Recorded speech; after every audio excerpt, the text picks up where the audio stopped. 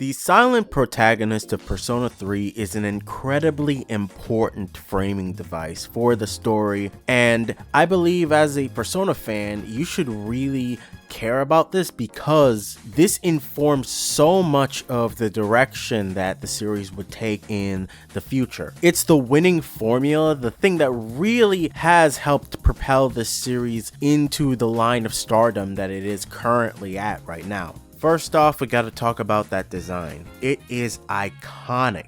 There's a reason they have this motherfucker plastered all over all of the promotional material for Persona 3. It's just hyper recognizable and just well done altogether. You've got the dark blue hair, one side covering the eye, like super emo type shit. The use of really dark colors that fit with the theme overall. The musical aspect of it with the headphones and just that listless, uninterested emo gaze. It all just works together to create this really recognizable figure and face for Persona 3. Another thing of note is just the general feel and vibe of anime of the time that was really injected into all of these characters. It's a very big but also extremely logical change from Persona 2, especially considering that by the time Persona 3 came out, it had been quite some time since the series had actually had a game. Now let's get into the real meat of things. The second reason why Persona 3's silent protagonist really kills it is that silent protagonists are just a really great vehicle for exploring and introducing new concepts to the player. Think about it like this. The story and the presentation of Persona 3 would radically change if a character like, say, Akihiko was the main character. Your introduction to Tatsumi Port Island and Iwatodai would be super different, as Akihiko is already an established person in that setting. He already knows everything. So how would you go about explaining that to the audience without having it be somewhat redundant for a character like him? A lot of the setup of the story would radically have to be different. It would frame the story in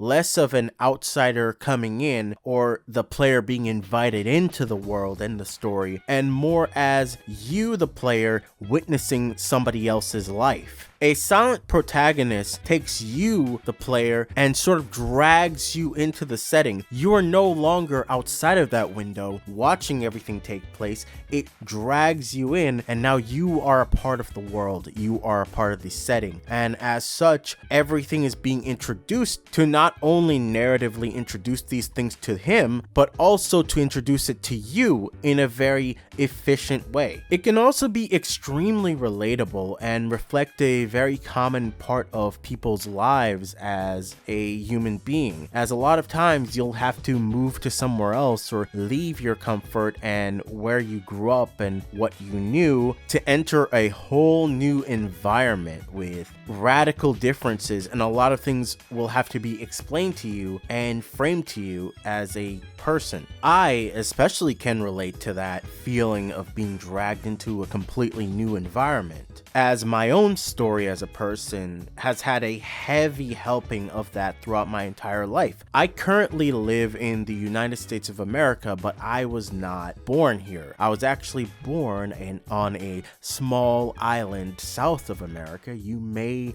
or may not have heard of it. It's called Jamaica. And at the age of 7, I ended up moving here. Everything was different. The people looked different. The music, the atmosphere, the energy, the way everybody talked, the words they used, the money. So many things had to be reframed and recontextualized for me as somebody moving to a new environment. Playing as a silent protagonist really allows me to relive that vibe, that feeling. Now, another aspect of this that I think is super interesting is also the fact that this is a Japanese setting, but a lot of the people playing this game game will not be Japanese. So this is a massive element of mystique, and I feel like is part of the reason and part of the appeal of Persona 3 for a lot of foreigners is that vibe of being in this completely foreign atmosphere. Tatsumi Port Island is a large city with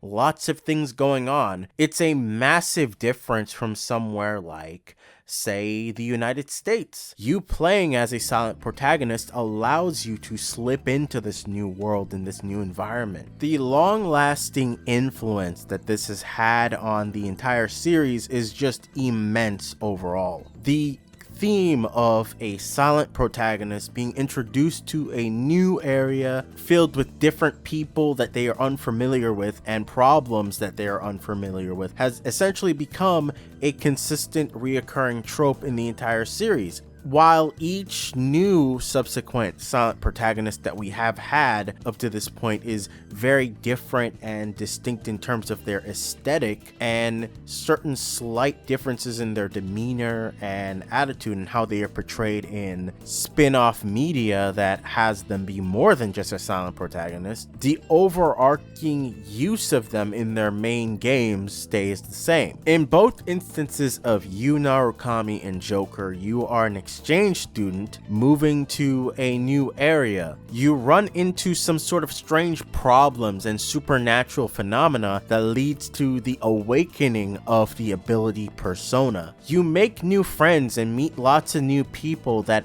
add to your social network, and you use those social links and those new experiences that you gain with those people to empower your persona ability, all the while regularly exploring a supernatural terrain or environment with your classmates and friends. This consistent formula has been a massive hit, to say the least. Not just in Japan, but also overseas, because of course, foreign weebs love the wet dream idea of being able to LARP as a Japanese person in a anime setting. It also acts as a very useful intro point for a lot of people into JRPGs and more obscure forms of Japanese video games. And all of this success can be traced back to the smash hit that was Persona 3 and the notoriety it actually gave the Persona series. Because up to that point, Persona was not exactly the most well known in the entirety of Atlus's video game catalog. Matter of fact, Atlus itself was not exactly a well-known company outside of Japan. It wouldn't be an exaggeration to say that the way things are today are a distinct consequence of Persona 3 and all of the choices it's made, chiefly among them being its silent protagonist, pretty boy emo anime protagonist. And you know what? I'm here for it. Now, if you sat through the entire video, thanks for watching. Like, subscribe, give me a comment down below. Tell me what you think of Persona 3. I am currently playing through Reload, and I love the way it looks. I like what they've done with the series up to this point, and I will catch you in the next video. Thank you.